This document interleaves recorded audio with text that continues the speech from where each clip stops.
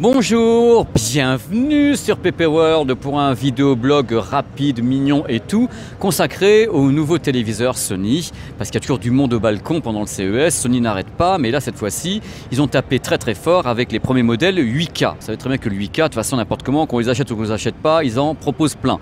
Donc c'est ça qui est merveilleux. Sony, deux modèles carrément qui se pointent, la série Z9, un 85 pouces et un 98 pouces qui est donc devant moi, donc c'est carrément un mur animé, hein, avec le Netflix Calibration justement, bon, le pré-réglage Netflix, le IMAX Enhancer également, c'est un modèle LCD, hein, c'est pas de l'OLED, c'est un modèle LCD qui dispose de la HDMI 2.1, figurez-vous, ainsi que de 4 haut-parleurs pour le son, hein, c'est pas la dalle qui vibre, hein. Il n'y a que l'OLED qui peut faire vibrer la dalle pour le moment et pas autre chose. À ma connaissance, le produit est HDR10 et Dolby Vision. Le produit n'est pas démontré ici sur le stand, mais il y a un nouveau lecteur de Blu-ray disque Ultra HD, Dolby Vision, Hybrid Lock Gamma et HDR10.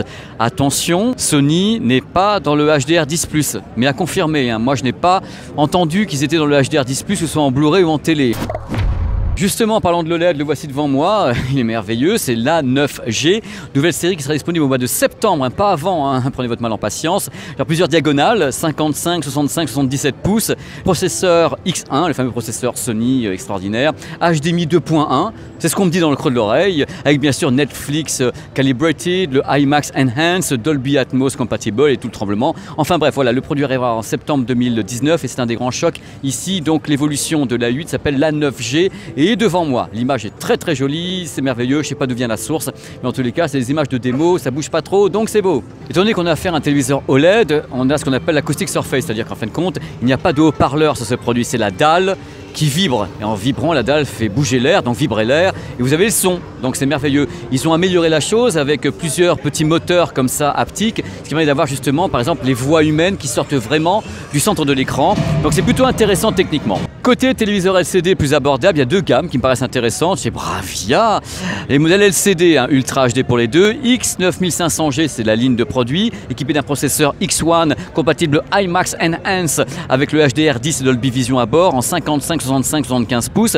Je n'ai pas les tarifs encore. Il y a également la gamme X8500G Ultra HD LCD également, équipé du processeur X1, HDR10, Dolby Vision sans l'IMAX Enhance et d'autres petites choses que je ne sais pas. C'est en 55, 65, 75 et 85 pouces. Donc pour résumer, chez Sony côté téléviseur, annonce 2019, arrivée du 8K en LCD, hein. Nouvelle gamme OLED, nouvelle gamme LCD, l'arrivée de IMAX Enhance sur les modèles haut de gamme, Netflix Calibrated sur la plupart des modèles et globalement la HDMI 2.1 est prévue. Il n'y a pas à ma connaissance de HDR10+, mais du Dolby Vision sur la plupart des modèles haut de gamme. Voilà où on en est actuellement. J'en profite pour faire une petite mise au point avec vous puisque je lis beaucoup de trucs dans les commentaires disant mais Pépé, il n'y a pas d'audio au CES, tu fais que des vidéoblogs pour parler de matos vidéo, nouvelles technologies vidéo. Le problème c'est que le CES 2019 est très axé sur les téléviseurs. Donc c'est pour ça que je fais pas beaucoup d'audio parce qu'il n'y en a pas des masses quoi. Il y a des salons pour l'audio mais c'est pas forcément le CES. Donc ici en effet c'est OLED, machin, un truc 8K. Donc je fais par rapport à ce que je trouve mes petits loulous d'amour. Allez, des bisous. Sachez aussi que Sony a présenté ici au CES une technologie de 360 degrés audio. C'est un truc un peu particulier. Derrière moi, vous avez une enceinte justement qui est censée délivrer du son comme ça dans une pièce de tous les côtés. C'est pas nouveau. J'ai pas pour le moment assez d'infos techniques pour vous faire un petit billet. J'attends d'en savoir plus et de parler à des ingénieurs dans peu de temps. Et je vous ferai une vidéo particulière. J'ai pas envie de me lancer dans un petit vidéoblog alors que j'ai pas toutes les infos dans ma tête. Donc je vous ferai ça après. Patience. Tiens, voilà en bonus, regardez, c'est une jolie caméra, mais il y a une histoire derrière cette caméra. Elle est là l'histoire. Elle s'appelle Venice. Et si vous êtes fan de James Cameron, vous devez savoir qu'une partie d'Avatar 2 et Avatar 3 est tournée avec la Venice, caméra numérique Sony. James Cameron est totalement fan du produit de A à Z.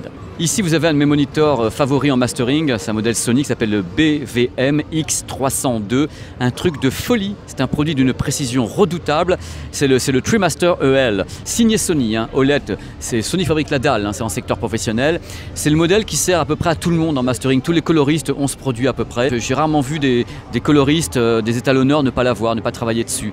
Alors ça a l'air de rien, je crois que ça coûte 25, 30 ou 40 000 euros, je ne sais plus, il y a plusieurs variantes à ce produit, et bien sûr l'idée actuellement de Sony et Sony Pictures en même temps, c'est de retrouver tout le travail fait justement par les coloristes et autres sur les matos grand public. Et c'est là qu'entrent en piste les Dolby Vision et tous ces systèmes qui permettent d'être plus proche de ce que l'on fait derrière ces potards ici, derrière ces boutons.